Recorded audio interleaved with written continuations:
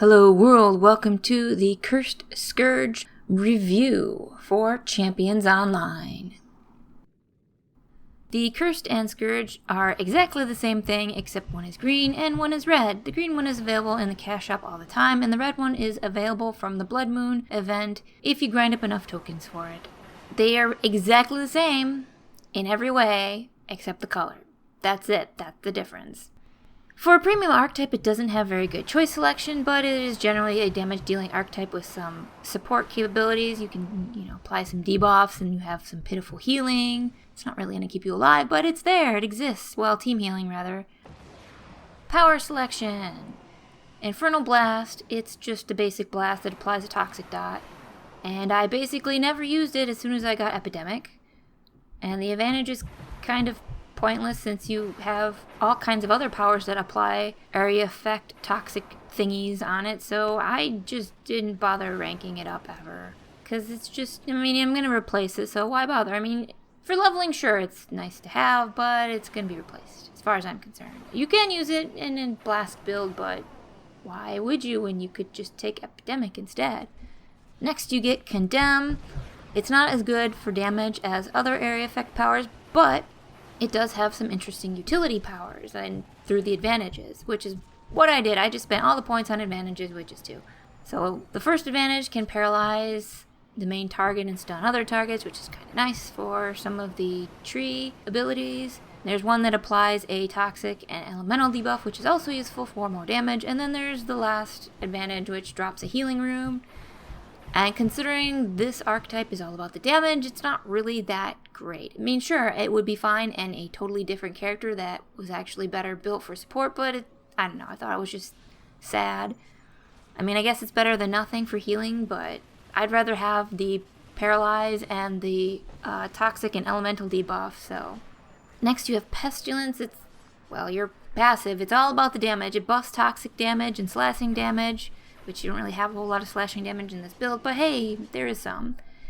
It has a toxic aura that does damage, so you could just stand there and block and you'll still be doing damage, so you won't be totally useless, even if you're taking too much damage. It reduces resistance to toxic damage for every poison stack you have, and it reduces bleed resistance for every bleed stack you have. Obviously it's going to be easy to get poison stacks with a poison-based archetype, so that's kind of nice. And it also reduces the healing effects on enemies. So it's basically all about doing all the damage you possibly could do, and then making sure enemies don't do anything stupid like heal themselves, because screw those enemies that heal themselves, which probably not that many. I guess maybe in PvP, but really does anyone PvP in this game anymore? I don't think so. And then you come up with your first choice. You can take Vicious Cyclone or Venomous Breath. I think they're both pretty nice powers. I started out with Venomous Breath because I had a completely different look to my character at the time. But I ultimately ended up going with Vicious Cyclone because I just went with all the chain things to go with the chain theme. Personally, I like Vicious Cyclone more because I think it's actually useful even after you pick up Epidemic, which is, I use it to twirl everything towards me and then just blast everything with Epidemic. It's also nice if you're in a group because then you could just cyclone everything in one big cluster and then everyone just goes and kills them without mobs being everywhere. This, of course, if you take the Vortex technique, which honestly, on all of the chain Cyclone moves, I think that Vortex is kind of mandatory. If you don't have Vortex technique, you're basically just knocking shit all over the place. And even if you're by yourself, that's extremely annoying. Just having you're knocking things everywhere. Yes, it can be a good defense mechanic, but most of the time it's just going to be annoying, especially if you're in a group. And the Vortex technique also applies Furious on a full maintain, so you could actually use the Vicious Cyclone before you ever get into battle to give yourself Furious. Venomous Breath, it's still good. You can use it as a stun. The stun is more powerful if you have bleeds, which the Cursed and Scourge aren't very good at applying bleeds, so that's not exactly terribly useful. You can use Infectious Bile, which gives you a bonus poison chance versus bleeding targets, which to me, it wouldn't even be worth it even if you did have a good way to apply bleed or if someone else in your group was applying bleed, because you can only have 5 stacks of poison and it's not hard to get those 5 stacks. Locust Breath is just a visual change to make it look like a Locust Swarm. It's actually a 0-point advantage, so it's totally fine. The only problem I see with Venomous Breath is if you want to go with the most damage, you're probably going to go with Epidemic, which means Venomous Breath isn't terribly useful anymore. And you can get the stun effect from Condemn, which will also have a debuff if you want to do more damage. So, to me, Venomous Breath is just the inferior choice. You don't really need to use Vicious Cyclone or Venomous Breath once you get to the end of the game, but it's just that Vicious Cyclone would be more useful as your character becomes more powerful. Aspect of the Infernal is basically your form. It scales with Ego or Intelligence, which nothing really special to say about that. The next thing you get is the choice between Crippling Coils and Locust Swarm. I went with Crippling Coils because I was going with the chain theme. Although neither of them are really... I mean, you could replace both of them with what you get from Condemn and its debuffs. I like the way Crippling Coil looks, even if it's not that great. It's definitely better for applying the debuffs than it is for doing damage, since it has like an 8 to 10 second cooldown. You can have Barred Change, which is... I think it's the only way you can apply bleeds with this archetype. And you can have Everlasting Light, which is pity heals for your whole party. It's not really terribly useful for a damage-focused tune, but I guess it's better than nothing. And then you have Nail to the Ground, which, I mean, even if you are using Epidemic, you still have access to Defile and the Blast, so that's not really an issue for you. Locust Swarm is a Paralyze plus a Pitiful Dot, and you have to fully charge it, which I always hate powers like that. You have Festering Bites, which have 15% chance to apply deadly poison when you're doing damage. To me, that's lame. I don't know, Locust Swarm just seems kind of sad. Even if you wanted to use it for theme, it's just, why would you? After that, you have Ebon Void. This is actually it's probably definitely a top block in the entire game. The Voracious Darkness is absolutely worth the 3 points. There's no reason why you wouldn't just dump all 5 points into Ebon Void for the Voracious Darkness and rank 2. I mean, you can even sit there and block standing next to an enemy, and with Pestilence and Ebon Void, you're gonna still do damage, and you'll have some damage resistance, so that's kind of nice. Supernatural Power, your energy unlock. It scales with recovery. Having some extra endurance helps too, because Supernatural Power, the energy you get back scales with recovery, but it is triggered when you are at less than 15% of your total energy bar. So the bigger energy bar you have, the more power you can have as a buffer when it procs. So you're not running out of energy, so that's helpful. Although with recovery as your primary superstat, it probably shouldn't be an issue to have energy issues anyway. Resurgence, this is kind of the only real heal you have. It can easily heal you up to full health, except that it's an active defense, so you can't use it all the time. You could go rank 3, but chances are you're going to use Resurgence before you're below 75% health anyway. So it's not necessarily terribly useful. And the advantage actually also applies Furious, which if you're using the Vortex chains, you're applying Furious with that too. So that could just be a nice little bonus. And then of course the advantage also helps you break out of hold, which, I mean, you could go either way. Chances are you're going to be healing most of the time with it anyway. I don't know. I just felt like the rank 3 was kind of a waste, and I might as well just go with the advantage anyway. Now, Epidemic, this is basically what I end up using as my main attack, because it's really easy to take things from the talent trees and make it even more powerful. It's super easy to get the 5 poison stacks, so Outbreak kind of not worth it. I mean, it used to be that poison stacked up to 10, so Outbreak would have been not bad, but it's only 25% chance instead of 15, and it's not like, it's just not worth it to me. So I went ahead and went all for damage, right up to rank 3. And Defile, I wouldn't bother with Plague Bearer. It basically makes it an area of effect, but why would you need to have that? Defile is a nice single target attack, so why not just make it full single target by going up to rank 3? If I want to do AoE damage, I'll just use Epidemic. The primary supersets themselves are actually decent. You get Recovery, Constitution, and Ego. The problem is that Recovery is the primary superstat, and the recovery tree kinda sucks. Kind of a lot, actually. Rapid Recovery is garbage no matter what tree you get it in. I know the one in Recovery scales better, but the amount of health you get is just so sad and pitiful. It's not worth it. Gear Utilization is... I went with that one. It's not amazing, and it's not terrible. You get more offense and defense from your gear. The biggest problem is that most gear does not have very good, if any, offense. I mean, sure, if you have a full set of Justice gear, but how many people have that? Which is kind of odd because almost every single piece of gear you can get, no matter what slot it's in, has defense but not offense. I don't get it, but there you go. Supercharge, I mean, how often do you have above 90% energy? Just to take advantage of that? Yeah, I mean, it would be so rare to me. It's kind of not worth it. You would really have to build for a giant energy gap, which I suppose you could do with recovery. Well rounded isn't amazing. It gives you a little tiny bit of health and maximum energy. It does get a boost from recovery mastery, which is probably what most people would end up with, since the other two masteries kind of suck. I mean, Overseer is about something to do with healing, which this archetype can't heal anybody, so what good is that? That master is a waste of time. An Avenger, well, that has to do with your blast, and if you're not ever using your blast power, which I certainly don't, then that's useless too, so you kind of get recovery mastery, which is 10 points to your non-super stats, and that's kind of it. I guess it's not really good or bad, it's just kind of there. Staying power, I would say it's worth it.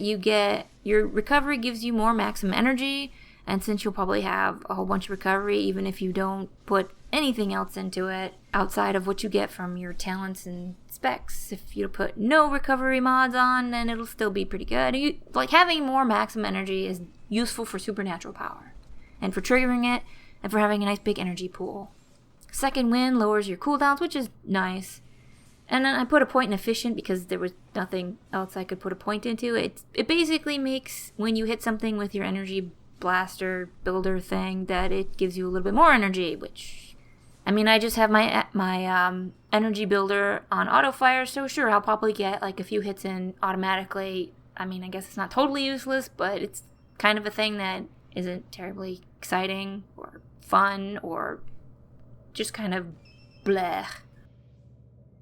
The Overseer tree really doesn't feel like it fits this archetype very well. I mean, you have stuff like, it's like a support damage dealing hybrid tree, but the tree itself is kind of not terribly exciting, and there's better choices. And Minister is about blast, heals, and shields. Well, you don't have any heals or shields. I don't think the healing works on Resurgence or like the stuff you get from Light Everlasting. But even if you did, those heals aren't very powerful, except for Resurgence, which is % health based. And if you're not using your attacks, your blast attack, then a Minister is totally useless. Ruthless is always useful. It's like more crit severity. Overseer is just more range damage, so that's nice for you and your team. Impact is whenever you critically strike an enemy, reduce the damage they deal by 4 and 8%. So the biggest problem with this is Overseer isn't very good for while you're leveling, because you're not really going to have very good critical hit chance. But once you get to 40, you could just slide a Gamblers or whatever and have decent critical hit chance. It's not hard to get to 20% critical hit chance with like 0 dexterity, well, 10, because that's basically the lowest you can go.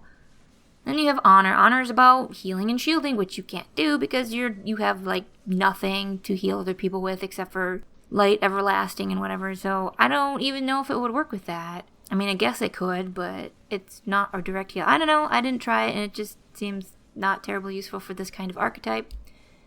I did take Tripped, which when you use a Paralyze, Incapacitate, or Root, the target will also take more damage because, doing more damage is pretty easy to do. I'm pretty sure you could just Condemn as a Paralyze. You just use that and boom, you get like the trapped damage, and then you get the damage from the other advantage on there. So it's like, oh, more damage. That's what this archetype is kind of about. Conservation reduces the energy cost of your heals, Paralyze, Incapacitates, Confuse, Playsates, and single target attacks. Well, I don't use single target attacks very much, but I guess it'd be fine for like Defile. But energy issues aren't really a thing for this build. I mean, it does have recovery as its primary super stat.